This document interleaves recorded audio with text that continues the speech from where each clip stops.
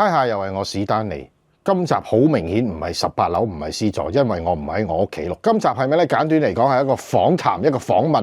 因為我新相識咗一位朋友，呢位朋友令到我又未至於刷新三觀，但係會令到我知道，哇！而家呢啲係咁樣玩法嘅，就係咩呢？關於一啲選秀節目，全民造星6，陳生聽講嚟啱啱參加完呢個全民造星6。阿仲有，如果講錯講漏嗰啲，你更正翻，我真係唔識嘅。你係有啲不滿係咪？算做我覺得係不受尊重咯。咁首先就係自己都有自己想做嘅事啦，咁就唔講得咁遠先啦。咁講下點報名啦。咁就係首先咧，你就要登入去嗰個網站，咁然之後咧就填一啲個人資料，咁啊交嗰啲表演片段。佢冇話係應該做嘢嚟嘅，咁就唱歌跳舞，咁我教唱歌啦，OK。咁然之後佢都要寫個人嘅一啲相啦，然後咧我就受通知啦，咁就話我可以得到呢個初選嘅機會啦。咁然之後咁本身都諗住要準備，即係可能要學下跳舞或者練下唱歌，或者諗下唱咩歌咁樣樣。咁然之後咧就係因為19號初選，今日咧錄嘅就係3月22號，OK， 19號初選。咁然後就18號就收到個電郵通知啦，就咪有17首歌啦，就通知我哋係隨機嚟會唱呢啲歌嘅。然後咧佢就話會其中會有一個隨機音樂環節，就要跳舞嘅。咁好啦，咁簡單啲講，你去到當日，你淨係講表演呢個環節，就係佢喺17隻歌裏邊就播個MMO 出嚟，你就唱啦。但係冇話播頭嗰段定播 chorus 定咩嘅。以我哋嘅認知，收到 email 掛盒咧，係以為好似以前嘅造星咁嘛，逐個 interview。然之後咧就去揀啲歌叫我哋唱。以前嗰啲係唱幾耐嘅？以你認知，即係唔好講現實去參賽嗰一日。首先我係冇睇過呢個節目嘅。咁你都略有所聞㗎嘛？咁即係你估啊？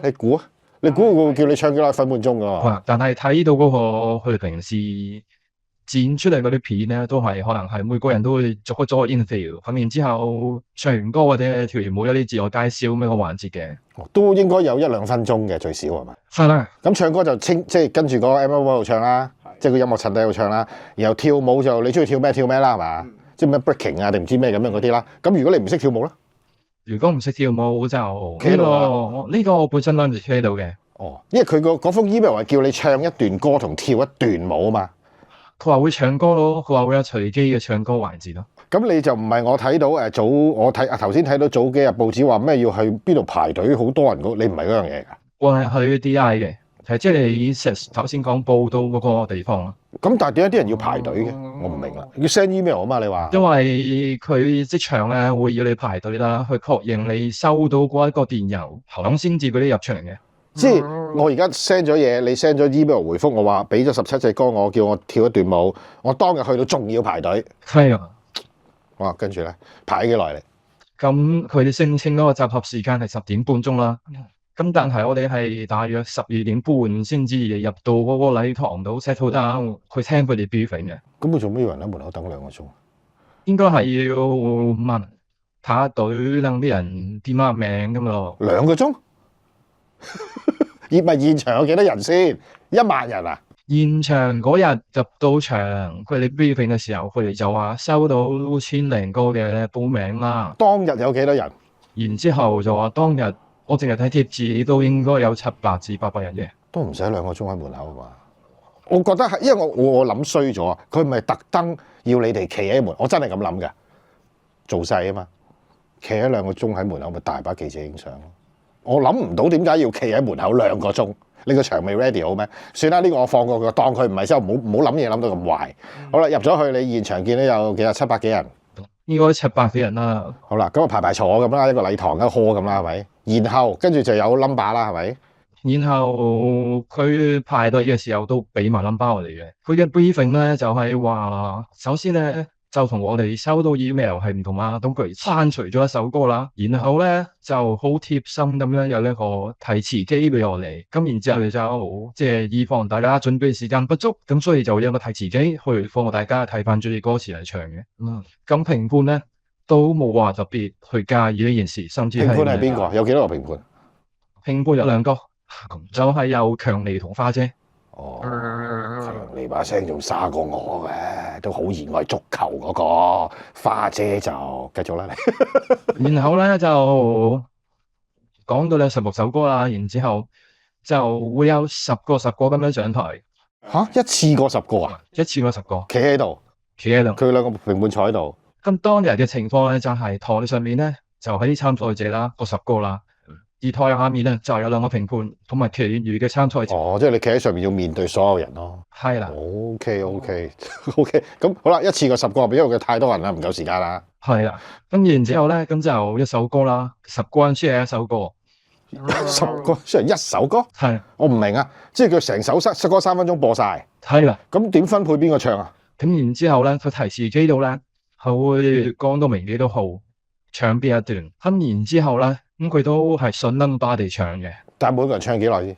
咁每個人其實有2至3句啦，首歌。佢係唱一次就冇噶啦，即係輪完一轉就冇，定係輪翻轉頭噶？好彩嘅話會有2轉咯。睇下隻歌長定短。係啦唔。係你10個人啊嘛，每人3句都應該可以唱到2轉係嘛？每一首歌個分段都唔同，因為由呢度可以睇到佢每一 group 嘅參賽者都唔同噶啦，隻歌有啲可能只係唱到3句，有啲好彩唱到6句，仲要睇你排位排喺1定排喺10。如果你排喺1嘅，可能係你唱完3句到啊10唱完3句，去翻1啊唱3句，隻歌就完啦。呢個都其實幾唔公平啦，我覺得已經。好啦，咁譬如3句你表現，仲有咁你知表現嘅，我睇嗰啲沖涼好聲音都係要喺度係又嗌唔係又嗌噶嘛，嗰啲飆高音嗰啲咧，咁你唔係唱 chorus 嗰段咁咪好蝕底咯。其實係嘅，即係你一開始咁咪好蝕底咯。其實係嘅。咁但係換個説話，如果你好彩嘅，你係排頭位，咁你又有可以唱到 first，又可以唱到 chorus，咁樣樣咯。即係你叫做有多人嚟一次機會咯。我覺得其實咁都有啲唔公平啦，對於嗰10個人嚟講。OK，咁我哋總之係唱完一隻歌啦，係咪？咁你表現如何？你覺得自己？我後來問翻其他參加者咧，佢哋話我唱得幾好嘅。咁你同組嗰啲嗱，你唔開名我唔怕講，有冇啲你覺得係真係麻麻地？其實當日好多可能因為好多都唔識跳舞嚇，咁所以但佢又要你跳舞，係啦。然後可能大家都唱歌都未必話真係太好。唔識跳舞嘅人就真係唔識跳舞，你咁碌角咁企喺度噶咯喎，佢真係碌角咁企喺度。有啲係碌角正企喺度，唔係啊，係又阿白痴咁樣啊。有啲係好似抽緊咁嘅樣咧。OK，咁算啦，你反正去你都知道係要做呢樣嘢噶啦。OK，咁好啦，你唱完歌有冇跳舞？都有。咁啊好啦，完晒啦成件事，當佢3分零鐘一隻歌，咁有咩評語咧？嗰2個評判，我嗰組係冇評語嘅。嚇？係啦，就純粹係話呢一組嘅人。你講緊嘅嘢係真噶嘛？真㗎。你冇吹水啊嘛？好啊。任何評語都冇？冇啊。叫你等通知都有啩？嚇都冇㗎，係即場通知㗎。佢係即場通知你能唔能夠進入下一輪嘅篩選。即係我當我哋係10個，你係1，我係10，我哋唱完啦，評判就講咩？好唔該晒，下一輪㗎嘛？佢會話呢一組冇啱身罪嘅。嚇？公道啲，你係咪成個甄選過程都喺現場？我有出過人去廁所。咁少少時間啫，有冇人係實接受，即係有評語嘅？你嗰組冇先啦，肯定。有啲比較消極嘅參加者咧，就會即係可能唱歌嗰度，佢又會即係唔係咁唱啦。咁佢去嚟做咩啊？然之後跳舞嘅時候又唔係咁跳啊。咁佢去嚟做咩咧？佢消極。咁然之後花姐咧就可能會要求佢可能俾多次機會佢唱啦，唱到嚟可能試下，睇下佢 O 唔 OK。咁但係即係我哋喺台下，因為我哋嘅號碼比較後啦，我哋睇完都覺得好似有啲唔係咁好喎，即係表現唔係咁好喎。我明，但我唔明一樣嘢就係，我就想問咗你，佢咁消極，佢做咩要去啊？係啊，你唔係要表現自己，定還是佢係一個 set 好嘅嘢嚟嘅局嚟嘅計嚟㗎？佢覺得我咁樣咧，花姐就會留意我啦，咁樣啊？花姐都有問佢嚟做咩嘅。係咯，佢點答啊？但係佢都話佢想爭取嘅機會嘅。但係佢表現得好消極。係啊。哦，可能佢嘅表現風格嚟㗎係嘛？唔清楚啦呢個。咁就好奇怪地表現咁消極，你又好認真唱，佢就叫你揾唔到啱心水，表現好消極，引起佢注意，佢就叫佢再表演多一次，嘥大家時間，睇佢再消極一次係咪咧？咁第二次有冇好過第一次啊？嗱，我又諗衰嘢，現場有冇幾廿支 cam 對住嘅？應該有㗎。我覺得我冇睇過呢個全民造星啊，一集都冇睇過。我覺得佢會將你哋甄選嗰個畫面咧拍晒出嚟，做一啲空鏡啊咩成都攞嚟攝落去佢哋嗰個正規嗰個節目裏邊擺出嚟。咁佢其實會唔會喺度攞緊畫面？你有冇呢個感覺？感覺係純粹想營造一個好多人嚟參加嘅局面咯。即係我直白啲講，會唔會嗰個係妹嚟㗎？好消極嗰個。我唔識佢，所以我唔知。然後當佢好消極咁表現，花姐又會同佢講嘢嘅時候，嗰個鏡頭就對住佢，會唔會係咁咧？我諗唔明點解一個人去參賽，但係佢夠消極啊？你明唔明啊？你有冇？你會唔會消極啊？你去咪係咯？咁算啦，唔好理咁。結果呢個人係點啊？入咗圍定 out 咗㗎？入咗嘅，有幾個咁嘅情況係入咗，有一啲係 out 咗嘅。幾個都係消極，然後入咗啊？我真係唔明而家呢個世代係做咩？你覺得咧？係咪妹嚟㗎？老老實實，但唔會去質疑佢係咪妹咯？就係我會諗下，究竟花姐想揀嘅係啲咩人？因為會唔會其實之前賽前有啲 tips 就係佢想揀但唔成立啊？佢想揀啲消極嘅人咧？佢哋篩選嘅時候，至少我哋係唔清楚我呢個規則。但係你唔會覺得好拗頭嘅咩？點解一個咁表現咁嘅人，佢唔係表現差，佢係唔想表現嘅人，但係入咗圍嘅？即係我哋喺後面睇啦，即係譬如有啲係個樣都 OK 嘅嚇，又或者唱都 OK 嘅，又或者係跳都 OK 嘅，但係反而啦嚇，但係啲人係入唔到喎，係咪樣咯？咁我可以咁講，可能佢成嚿嘢甄選要揀，唔係揀要樣 OK，唔係要唱 OK，可能佢要你騎呢，我亂噏下，可能佢要好似我咁塊面啊撈突突嘅，我懷疑係咁咯，會唔會啊？我覺得會想又揾啲有效果嘅人咯，佢聲稱揾完會有效果嘅人咯。做效果 set 好晒，咁我明啦，所有嘢都係做效果。所以頭先嗰條友即係其中一條友，哇烏消極咁唱都係一種效果咯，我估得冇錯咯。咁但係對於一個譬如我講你雖然得一日時間，你都有個認真咁去準備，你會唔會覺得其實好有啲唔公平嘅成件事？因為去之前你 suppose 你唔知噶嘛，你會覺得我嚟參選咪梗係要唱好我嘅歌，跳好我嘅舞噶啦，講好我嘅嘢噶啦，係咪先？正常係咁噶嘛，應該係嘛？我會唔覺得，即係一開始嘅時候，我會以為係每個人都有自己表演嘅時間，即係唔會係1-2分鐘嘅事，係啦，會居埋一齊。其實你有冇計過，你10個人企喺度，係一隻歌嘅時間嘅啫喎。係啊，咁你隻歌最多4分鐘，你每人都係幾廿秒，有冇啊？有啊。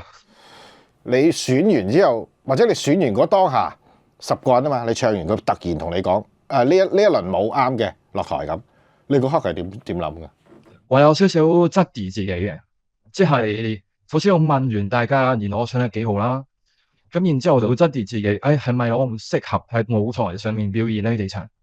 咁但係回想翻一直以嚟，我嘅表現都係備受到讚賞嘅，即係當然唔可以話好好啦，即係我都唔自大嘅，咁但係至少我都知道自己係做得唔差嘅，咁喺呢個情況底下，我就會開始諗究竟係咪真係唔適合咧？我正想提出就係呢樣嘢，好地地一個選秀，即係你實質係表現得好與唔好見仁見智，我真係唔知啊嘛。但係佢打沉咗你咯，佢打沉你嘅方式就係唔俾你任何回應咯。咁但係佢又話俾你佢要選秀，結果佢仲要係選咗一個我咁講騎呢嘅出嚟。咁如果係咁，我係中意唱歌，我中意跳舞，但我知道咁玩，我一去到我就除咗件衫，我扮流馬車，你選我啦，我唱咩歌啫？係咪啊？或者我講18個字粗口，或者我嚟到當我係啊，我唔唱歌，17隻歌我都唔唱，跟住除咗件衫打大赤啦。我話你聽啊，沖涼好聲音我都未去過，你係歌手我都冇，我淨係嚟你呢個全民造星，你要我做乜都得，咩人設都得 ，OK 冇問題嘅，你簽我得噶啦，我咩都做嘅，咁得唔得？佢係咪要呢啲啊？其實我自己覺得佢想做效果啊。咁好冇陰功㗎，我相信唔止你一個，因為頭先約略睇到網上面啲人都講話，佢真係中意唱歌，即係佢未必係諗住係好紅揾好多錢，佢想做一個演藝人，有表演欲，正正經經去參加一個選秀比賽，得到嗰個唉，我唔知點講。佢學你話齋，佢真係可能拍緊一個紀錄片又好咩都好，攞一堆鏡頭就係揾一班所謂小丑翻嚟，你明唔明啊？即係我呢班傻仔又唔使俾飯盒都唔使俾佢，佢又願意俾我拍，又騎騎嚟嚟，又唱得難聽咁，呢啲咪有效果咯咁。其實佢係咪真係選藝人嘅？我意思係，我都會同意佢係一個選秀嘅真人 show 啊，但係佢揀緊嘅絕對唔係有能力嘅人咯。亦都會唔會係冇一個準則㗎？個準則咪就係花姐嘅準則，即係一個人嘅準則，係啊，即係唔會有個指引話我哋要點揀啲乜嘢。佢會問埋強你嘅啊，咁佢哋都聲稱自己觀人於微係能夠睇得到嗰個人有冇潛質嘅。咁但係你企喺度幾分鐘，我睇到你嗱，我得罪講句，你唔好嬲啊！我當幾十秒我企喺個台度，如果幾十秒可以表現到我係好勁嘅粒明日之星嘅，我使 Q 嚟參加你呢個，我去咗荷里活啦。調翻轉咩啊，花姐啊嘛！你幾十秒睇到我，你觀人於微，知道我係咁有才華嘅，你唔係坐喺度啦，你去咗荷里活做超級製作人啦，係咪先？呢説話我唔信咯，我甚至乎覺得。佢可能唔係咁嘅原意，我覺得佢羞辱緊一啲去正經參賽有夢想嘅人啊！你明唔明啊？即係好似你應該都係其中，你真係有夢想噶嘛？即係我意思係話講白啲，我正正經經去參加，我知道我未必得嘅，但係你都俾個機會我啊！起碼我參加完，你成日聽到人啲比賽咧攞唔到第一名咧，攞第二、第三，起碼我得到咩經驗？你係得到經驗嘅，但係你而家呢啲經驗就係咩咧？你嘅經驗啊，打沉你嘅經驗啊！Suppose 你唔係應該參加完一個選秀節目，就係譬如歌唱歌、跳舞、做戲，我係得到相關方面嘅經驗。你有冇啊？喺呢度，喺呢嚿嘢上面，除咗知道佢做效果之外，你有冇長進咗？哦，原來唱歌比賽係要咁樣嘅，點嘅咁。我都覺得我嘥咗時間，因為我聽你講，我都覺得冇咯。咁我做咩？我唔明點嘅。你當初去同埋你去咗之後諗嘅完全唔係嗰樣嘢嚟㗎，係嘛？首先我對呢個節目係冇期望先嘅，因為我冇睇過嘛。咁同埋我都知道其實佢搞咗好多年，咁但係佢捧紅嘅 artist 咧係十隻手指數得晒嘅，好老實講。咁好啦，仲有我頭先睇新聞啦，所謂佢話唔係淨係海選，佢話有啲嗱，你可以方便講你就講啦。雖然我碼咗你個人同瞄轉咗條聲，係咪真係有內定㗎？唔係，即係我意思，唔係當日700幾人裏邊選出嚟。以我所知係有嘅，以我所知佢哋即係有當事人就同我傾過，就原來咧我哋嗰日海選咧，咁攞啲人係知情嘅。嗱，首先戴個頭盔先，呢個係當古仔聽啊，當古仔聽。發夢經都有人同我講咧，佢係話喺原來佢哋嘅初選咧就唔係呢一日嘅，係有單一日嘅。但係嗰個人，你發夢見到嗰個人啊，佢係素人嚟嘅，定係都有啲入？佢有少少背景嘅，即係個背景就唔係啲黑社會背景啊，而係有啲演藝背景咯。即係都可能出過下歌、拍過下片，係啦，YouTube、TikTok 嗰啲咁嘅嘢，即係可能你講出嚟我都好似聽過嗰啲。OK，但係佢都要參加呢啲嘢。係啦，咁我明啦，咁可能一個 deal 嚟嘅啫，佢叫佢參加當一場表演嘅啫，佢應該唔會係真心諗住憑呢個賽事入咗呢個電視台，跟住做飛黃騰達嘅應該。唔清楚啦，因為佢本質已經係入咗呢個圈啊嘛。我哋唔係佢，我哋唔會清楚佢諗咩噶嘛。我覺得啦，呢個發夢嘅情景係一個 deal 啦 ，OK，即係揾人翻嚟做效果啦 ，OK，好啦，跟住咧，繼續啦，跟住呢個人講咩？佢話然之後咧，佢都唔清楚我哋當日會有選手開選嘅環節。吓？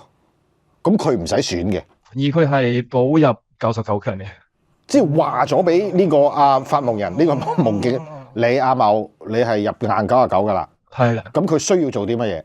佢只係需要去嗰個面試，即係另外又有一個面試嘅。呢個面試係唔係貨你700人嘅？咁嗰個面試係點樣嘅？我唔知嗰個會唔會拍？嗰個面試係點樣？我唔清楚啦。咁然之後喺個夢入邊咧，佢強調喺個夢入邊咧，咁都有再有話我聽，其實原來仲有一班人都係有咁嘅背景嘅。我呢個我唔係想批判佢係咪黑幕，有咩人係內定，唔緊要，你做效果嘛。可能99個裏邊有一個係流馬車咧，可能99個裏邊有一個係好似我，徐世生我中意沖涼好聲音咁樣嘅好浮誇嘅中年男子咧，係咪先？我唔介意做效果，大家睇。但係我對住嘅就係話咩咧？都係嗰樣，有一班人你可以話佢天真無知，乜嘢都好，你應該唔係，即係我滿腔熱誠去參加表演，但係去到你睇都唔睇，評語都冇啊，唔使啦，完啦咁，又唔話俾我聽我錯乜衰乜，跟住我又睇到你入埋啲奇奇怪，咁唔係公唔公平？我唔想講公唔公平，我覺得其實佢我會覺得佢係唔尊重。唔尊重，即佢恰呢班人啊！你明唔明啊？即係你班即係得罪呢個，你班傻仔發明星夢，我搞咩一劈屎你都會嚟㗎啦！喺盤口排兩個鐘，排20個鐘你都嚟㗎啦咁，你嚟幫我做效果啫嘛，我飯盒都唔使俾你，我會覺得係咁樣咯。係啊，即係我覺得最恐怖或者最黐線嗰樣嘢係咧，即係啲人係會覺得，既然今年唔得，下次會再去啦，下年再嚟啦。反正因為花姐佢哋會話，你唔得，下年嚟啦，咁我哋。我想問你，因為我聽晒成件事之後，我有一個咁想問你，你覺得呢類人係天真定係咩？我會覺得係，可能佢哋認為自己應該有實力喎。嗱，我簡單分為3類人，睇下你認唔認同。一就係你呢一類，賽前唔知佢做咩嘅，應該就去選唱歌跳舞做戲啦，點知去到發現你選騎呢怪嘅，我以後唔嚟啊，算完。第一類你啦，1號啦。第二類。佢又係唔知咩嘅，咁但係佢去完發覺咧，我表現唔好，我下年再嚟過。呢種我哋叫佢天真，OK？但係會唔會有第3類嘅出現，就係佢其實事前佢已經知道，唔係淨係表演唱歌跳舞咁簡單，我要突出自己。咁如果你係醒目嘅，做到第3類呢種人，咁咪成功？會唔會咁諗咧？都係㗎，因為其實你要喺芸芸嘅參賽者當中，要令到評判留下啲印象，其實唔係一件容易嘅事啊。咁即係話會唔會你要係第3類呢類所謂識得玩嘅人，你先會入到去佢嘅即係入選咧？會唔會咁講啊？我會咁講就係，其實現場都會有好多有實力得嚟入到奇立 P 嘅人。我都有嘅，我正想問就有冇咯？有嘅，咁但係係咪個個都入到咧？就真係好睇花姐嘅眼光。哦，咁我明啦。正想下一個問題就係問你點解咁多人啄住阿花姐嘅咧？我唔係好明。咁佢評判啊嘛，咁梗係佢嘅出發點㗎啦。但係點解好多人我睇新聞啄住話佢都唔係全民造星嘅花姐造星啊咁又我唔明啲人要啄佢咩咯？即係我意思就係話佢好似成功做過一隊 Mirror 出嚟㗎嘛，咁有成功㗎，咁佢要揀你有幾奇啊？我唔明啊，我唔明啲人不滿啲乜嘢。嗰個位會係即係我哋可能普遍參加者見到，可能台上面嘅人都係靚仔嘅。咁但係咧，花姐就未必會揀佢嘅，就會揀一個佢覺得嗰個參加者靚仔啲，或者可能根據佢自己後面佢自己開咪到去話，唔好意思啊，即係我真係偏門啲，我就比較中意，譬如4號咧咁樣，我就覺得4號偏門啲嘅，咁樣咯，即係佢會根據佢嘅後面嚟選擇，即係佢偏離咗一般大眾嘅認知，即係咁講啦。Mirror 11個定12個都靚仔噶嘛，咁你梗係揀靚仔噶啦。殊不知嚟到騎呢怪咁流馬車，你揀流馬車嘅，咁點玩㗎？即係明明嗰個 OK 嘅喎，好似唔知邊個咁靚仔嘅喎，MC 咁靚仔你又唔揀，你點㗎咁？所以啲人就好不滿佢係嘛？咁可能呢個唔係佢嘅原意咧，可能公司係咁，會唔會啊？所以冇話做效果咯。但係你哋感覺到即係唔中意佢嘅人會感覺出嚟，唔係公司嘅意思，係總之佢點講啊？嗰啲叫可能我數咯，嗰個一人獨大係咪咩意思？即係佢係皇帝皇后。我應該咁講，佢做出嚟嘅決定，即係佢揀嘅人，係咪可以講冇乜說服力？我諗花姐揀嘅係冇乜說服力嘅。係啦，因為你哋覺得靚仔你唔揀，唱得好你唔揀，你揀件騎呢點樣？所以咁多人覺得係花姐造星。當日咧係有好多參加者係拆佢啲鞋啊，同埋懇求花姐俾機會佢再表演一次嘅，佢真啲去證實自己嘅實力。嗰啲就眼見就冇入咯。咁佢個準則都好難捉摸喎。咁算啦。我聽完你講成個 story 之後咧，我真係戥嗰啲點講啊？唔好話天真，有啲人真係好有表演欲，好想入呢一行，無論唱歌、演戲、或者跳舞咩都好，滿心歡喜有個機會俾佢去到嘅時候，點講啊？得出嚟嗰樣嘢俾人打沉又好，咩都好，因為我唔相信好多人係中間2號嗰種人，仲好天真咁樣。我出年再嚟過，即係老老實實，你作為一個成年人啊，你唔好係細路仔啊，你去完一次你知咩料啦，係嘛？簡單你知咩料㗎啦，你仲去唔係啊嘛？你知唔係你冇你份㗎啦？咁你如果再要去，你下年就唔該你賽前好疏通好所有嘢，揾相關嘅人士，學你話齋夢境裏邊。話俾你聽嗰啲人入硬99強嗰啲，你應該向嗰個方向去做咯。你話俾我呢條路係咁嘅，我就容易做啦。話俾你聽，即係呢一刻你話俾我聽，哦原來當嗰件夢境裏邊嗰陣時係真包入99嘅，我啊貓樣，我出年去參加，我只要朝住呢個方向就得啦。我揾到對嗰個人就得啦，嗰一定唔一定係花姐噶嘛，係咪先？即係原來其實成件事係咁玩法嘅時候，我嘅意思就係話，咁會唔會？好多真正想正常入呢個圈嘅人，你會唔會建議唔好去搞呢個啦，唔好參加呢個？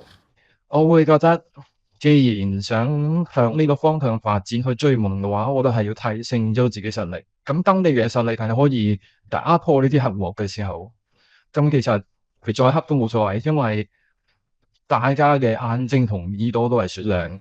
咁你就清醒咗啦，咁我希望睇緊呢條片嘅你係第3類，我唔講啦，做效果溜馬車嗰啲 friend 唔講。第1類你已經係知道前面危險速途閃咗啦。我希望第2類嘅朋友你係依然對音樂或者即係你唱歌跳舞演戲有熱誠嘅，唔好俾呢樣嘢打沉你。應該仲有其他好多出路嘅，即係選秀節目可能冇啦，因為沖涼好聲音限中年人士噶嘛，係咪？會唔會譬如第2啲地區得唔得啊？大灣區又好，台灣又好，得唔得啊？有冇可能㗎？我真係唔知喎，真係。我就未試過去第2個地方發展嘅。咁其實問你咪得咯。嗱，既然你暫時聲稱你唔會再參加，可能佢如果有第7屆，林知啊呢啲嘢，咁你而家諗住點？仲有咩出路啊？我哋而家繼續翻工喎。咁但係你仲有嗰股熱，你雖然俾佢打沉咗啫，但係你仲有少少嗰股熱血喺度㗎嘛？我要唱歌，我要演戲咁㗎嘛？冇啦。唔搞啦，真係認真上班。你講真，你真係經過咗呢壇嘢之後打沉咗你啊？但你唔係咁天真嘅人嚟㗎，應該你知係黑暗㗎。暫時都未見到有咩出路。